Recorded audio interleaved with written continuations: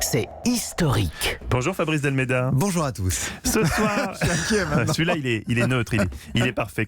Ce soir est organisé donc, on le disait, le dîner du CRIF, le Conseil représentatif des institutions juives de France.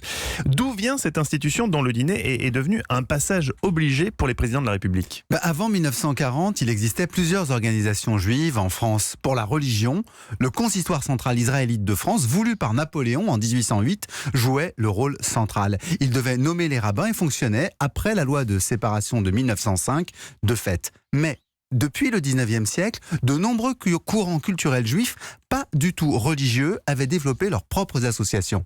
Et la Seconde Guerre mondiale a tout changé. Oui, la persécution nazie et vichiste contre les juifs conduisit à créer des organisations clandestines.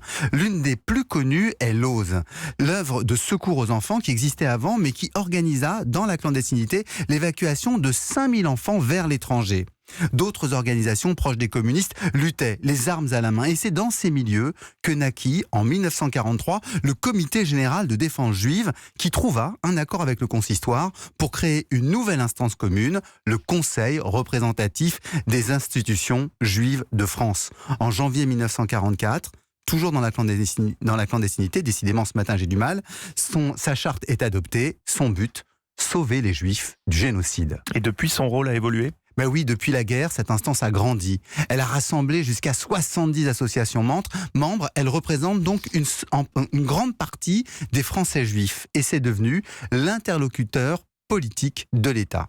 C'est Théo Klein, l'emblématique président du CRIF des années 80, qui lui a permis de jouer un rôle public croissant en organisant à partir de 1985 donc le fameux dîner du CRIF. Cette année-là, c'était Laurent Fabius qui était l'invité d'honneur. L'année suivante, ce sera son successeur, Jacques Chirac. Depuis, des chefs d'État y sont venus, Nicolas Sarkozy, François Hollande, Emmanuel Macron.